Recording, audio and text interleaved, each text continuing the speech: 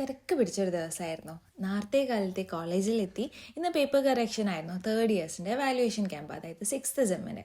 അപ്പോൾ അതൊക്കെ കഴിഞ്ഞ് വീട്ടിലെത്തിയതിൻ്റെ ശേഷമാണ് ജേർണലിങ്ങിൻ്റെ പരിപാടിയൊക്കെ തുടങ്ങുന്നത്. അപ്പോൾ ചെയ്യാനുള്ള കാര്യങ്ങളൊക്കെ ഒന്ന് ടു ഡു ലിസ്റ്റ് സെറ്റ് ചെയ്ത് വെക്കുന്നുണ്ട്.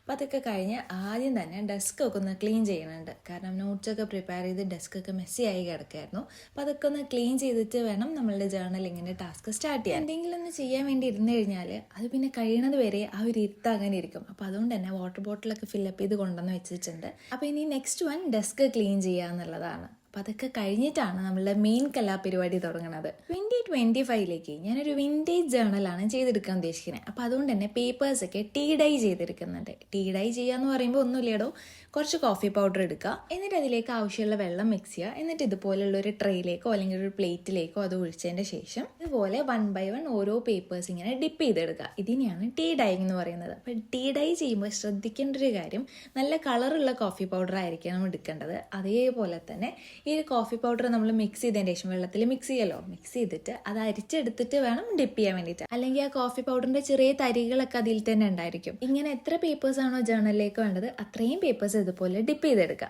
ഇനി നെക്സ്റ്റ് പരിപാടി എന്ന് പറയുന്നത് ഇതൊക്കെ ഡ്രൈ ചെയ്തെടുക്കുക എന്നുള്ളതാണ്. അതാണ് കുറച്ച് ടാസ്ക് ആയിട്ടുള്ള സംഭവം. ഒന്നെങ്കിൽ ഓവർനൈറ്റ് വീടിന്റെ അകത്ത് തന്നെ എന്തെങ്കിലും ഒന്ന് വിരിച്ചതിന്റെ ശേഷം അതിന്റെ ടോപ്പിൽ ഇതൊക്കെ നിരത്തി വെച്ചിട്ട് ഡ്രൈ ചെയ്തെടുക്കുക, അല്ലെങ്കിൽ വെയിലത്ത് വെച്ച് ഉണക്കിയെടുക്കുക. പക്ഷെ ഞാൻ ഈ 2 മെത്തേഡും അല്ല ചെയ്തിട്ടുണ്ടായിരുന്നത്. നമുക്ക് പിന്നെ നല്ല ക്ഷമയായതുകൊണ്ടേ അയൺ ബോക്സ് വെച്ചിട്ട് അതോടെ അയൺ ബോക്സിന്റെ കാര്യത്തിൽ ഏറെക്കുറെ തീരുമാനമാവും. ഞാനേ ടോട്ടൽ 42 A4s ആണ് എടുത്തിട്ടുണ്ടായിരുന്നത്.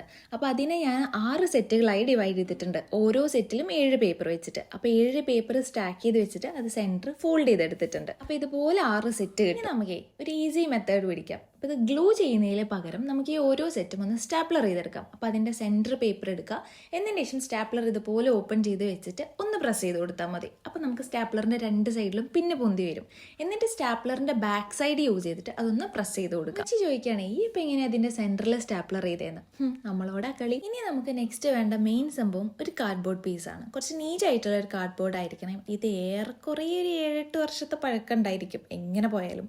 ഫ്രിഡ്ജിൻ്റെയോ അല്ലെങ്കിൽ വാഷിംഗ് മെഷീൻ്റെയോ ആണെന്നാണ് എൻ്റെ ഒരു ബലമായ സംശയം. പേപ്പേഴ്സിൻ്റെ സൈസ് ഏകദേശം ഒന്ന് വെച്ച് നോക്കിയിട്ടേ അത് ഇതുപോലെ ഒന്ന് കട്ട് ചെയ്തെടുക്കാം. എന്നിട്ട് വീട്ടിൽ എന്നോ സാധനം വാങ്ങിച്ചിരുന്ന സമയത്ത് കിട്ടിയിട്ടുണ്ടായിരുന്ന ഒരു ബ്രൗൺ പേപ്പറാണത്. വിൻറ്റേജ് തീം ആയതുകൊണ്ടേ അപ്പം ഞാൻ ഇത് വെച്ചിട്ടൊന്ന് ബൈൻഡ് ചെയ്യാമെന്ന് വിചാരിച്ചു. സാധാരണ നമ്മൾ സ്കൂളിലേക്കൊക്കെ ബുക്ക് ബൈൻഡ് ചെയ്തെടുക്കില്ലേ, അതുപോലെ 4 സൈഡും ഒന്ന് ബൈൻഡ് ചെയ്തെടുക്കുക. അകത്തെ പോർഷനിൽ ഗ്ലൂ അപ്ലൈ ചെയ്തിട്ട് വേണം ബൈൻഡ് ചെയ്യാൻ. അതുപോലെ ബൈൻഡ് ചെയ്യുമ്പോൾ അതിൻ്റെ നല്ല വശം അകത്തേക്ക് കാണുന്ന പോലെ വെച്ചിട്ട് വേണം ബൈൻഡ് ചെയ്യാനായിട്ട്. ഇതുപോലെ ഓപ്പൺ ചെയ്യുമ്പോൾ നല്ല ഏരിയ ആയിരിക്കണം അകത്ത് കാണേണ്ടത്. ചെയ്തു തുടങ്ങിയപ്പോഴേ അങ്ങനെ പ്രത്യേകിച്ച് വലിയ ഐഡിയ ഒന്നും ഉണ്ടായിരുന്നില്ല. എങ്ങനെ ആയിരിക്കണം ഇതിന്റെ ഔട്ട്ലുക്ക്, എങ്ങനെ വേണം എന്നുള്ള ഒരു ഐഡിയാസ് ഒന്നും ഉണ്ടായിരുന്നില്ല. അപ്പൊ ഞാൻ വെറുതെ മേലേക്ക് നോക്കിയപ്പോഴേ ഇതിലേക്ക് മാച്ചായി പോകുന്ന ഒരാളത് അവിടെ തൂങ്ങി നിൽക്കണം. അപ്പൊ ആളെ ഞാൻ പോക്കിയെടുത്തിട്ടുണ്ട്. ആളെ നമുക്ക് ആവശ്യം വരും. ടീഡായി ചെയ്തെടുത്തിട്ടുള്ള പേപ്പേഴ്സ് ഒരു പ്രത്യേക ഭംഗിയാണ് കാണാൻ വേണ്ടിയിട്ട്. അതേപോലെ തന്നെ അതിനെ നാച്ചുറലി ഒരു ടെക്സ്ചറും ഫോം ചെയ്യും. ഇത് ചെയ്തുകൊണ്ടിരിക്കുന്ന സമയത്തേ ഞാൻ ഇതിന്റെ 3 സൈഡ്സും ഒന്ന് ടിയർ ചെയ്ത് അൺഈവൻ ആക്കി കൊടുക്കണം എന്ന് വിചാരിച്ചിട്ടുണ്ടായിരുന്നു. പക്ഷെ അത് നാച്ചുറലി നല്ല ക്യൂട്ടായി വന്നിട്ടുണ്ട്. ഇപ്പൊ തന്നെ ഒരു പഴയ ബുക്കിന്റെ ഒരു കോലത്തിലേക്ക് ആയിട്ടുണ്ട്. ഇനി നമുക്ക് ചെയ്യാനുള്ളത് ഈ ഒരു പേപ്പർ ബണ്ടിൽസ് ഒക്കെ ഒതുക്കി വെച്ചതിന്റെ ശേഷം കറക്റ്റ് ആയിട്ട് അതിന്റെ ഉള്ളിൽ ഫിറ്റ് ആവുന്നുണ്ടോ എന്നുള്ളത് നോക്കുക. അതേപോലെ തന്നെ മുകൾ ഭാഗത്തും താഴെ ഭാഗത്തും എത്ര സ്പേസ് വിട്ടിട്ടാ സ്റ്റിക്ക് ചെയ്യേണ്ടതെന്നൊക്കെ ഏകദേശം ഒരു ഐഡിയ ഉണ്ടാക്കിയതിന്റെ ശേഷം നല്ല തിക്കായിട്ട് ഗ്ലൂ അപ്ലൈ ചെയ്ത് കൊടുക്കുക എന്നുള്ളതാണ് ഇനി ചെയ്യാനുള്ളത്. ഗ്ലൂ അപ്ലൈ ചെയ്തതിന്റെ ശേഷം കൈ വെച്ചിട്ട് തന്നെ ജസ്റ്റ് അതൊന്ന് സ്പ്രെഡ് ചെയ്ത് കൊടുക്കുക. നല്ലൊരു തിക്ക് ലെയർ ആയിട്ടായിരിക്കണം ഉണ്ടാവേണ്ടത്. ഇനി നമുക്ക് ഈ ടീ ഡൈ ചെയ്ത് വെച്ചിട്ടുള്ള പേപ്പേഴ്സ് ഒക്കെ ആ ഒരു ഗ്ലൂവിന്റെ പുറത്തേക്ക് കറക്റ്റ് ആയിട്ട് വെച്ചു കൊടുക്കുക. എന്നതിന് ശേഷം അത് ഡ്രൈ ആവാൻ വേണ്ടിയിട്ട് കുറച്ച് നേരം വെക്കുക. ഇപ്പൊ നമ്മളുടെ ബേസിക് ടാസ്ക് ഒക്കെ ഇവിടെ കംപ്ലീറ്റ് ആയിട്ടുണ്ട്. ജേർണൽ ഓൾമോസ്റ്റ് റെഡിയായി. ഇനി നമുക്ക് അലങ്കാരപ്പണികളിലേക്ക് കിടക്കാം. അതാണല്ലോ നമുക്ക് മെയിൻ ആയിട്ട് വേണ്ടത്. ഇനി നമുക്ക് ഇതിന്റെ ബേസ് സെറ്റ് ചെയ്തെടുക്കാൻ വേണ്ടിയിട്ട് ഒരു A4 ഷീറ്റ് എടുക്കുക. അതിൽ കുഞ്ഞു ഹാർട്ട്സ് വരച്ചെടുക്കുക. അല്ലാന്നുണ്ടെങ്കിൽ ഒന്ന് സ്റ്റാമ്പ് ചെയ്തെടുത്താലും മതി.